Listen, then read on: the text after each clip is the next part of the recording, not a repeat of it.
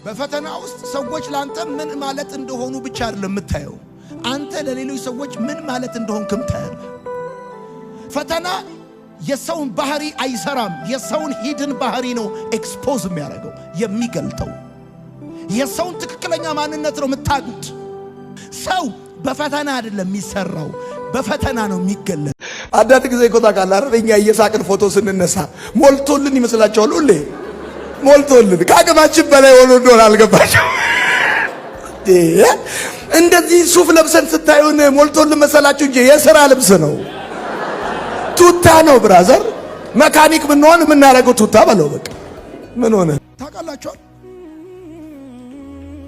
በጌታ አይደለሁም ጴንጤ አይደለሁም ብላችሁ ለመካድ ብትሞክሩ እንኳን ልትክዱ በማትችሉበት ሁኔታ እንደተያዛችሁ በጉ ብርሃናችን ይሄን የክህደት ስፒሪት ያሸነፋችሁበትን የእምነት መንፈስ የተቀበላችሁ ጸልያችሁ ሳይሆን ፈልጓችሁ ነው።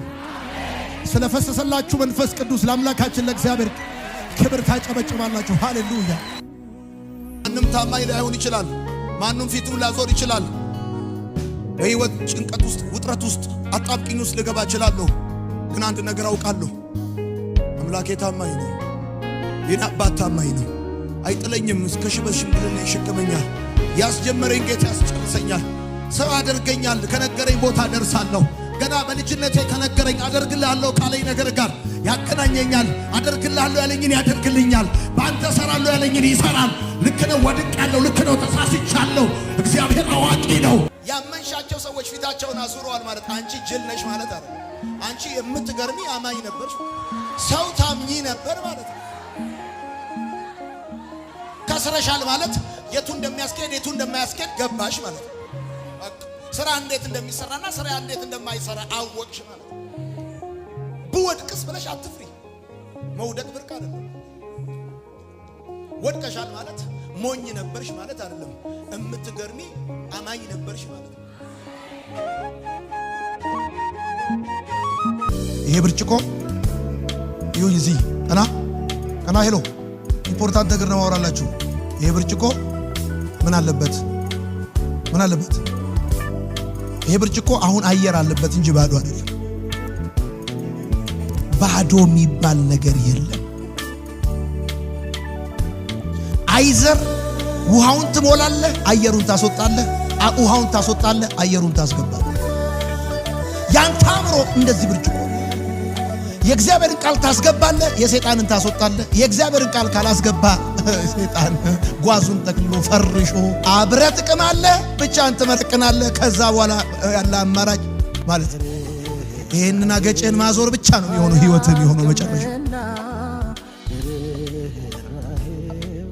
ጓደኛ ማለት ሁለተኛ ወላጅክ ማለት ነው። ጻፉ። አንድ ወላጆች ፊዚካሊ ወልደውሃል፣ ጓደኛክ ደግሞ በሐሳብ ይወልዳል። ሁለተኛ ወላጅ ነው፣ የሐሳብ ወላጅክ ማለት ነው።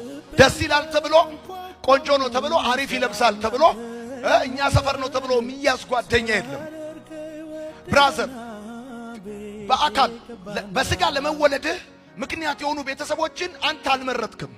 ምረጥ ብትባል እርግጠኛ ነኝ እናትና አባትን አትመርጥም። አላሙዲን እያለ ግን በስጋ የወለዱን ሰዎች መምረጥ አልቻልክም። አሁን ግን ልትመርጥ የምትችለው ወላጅ አለ።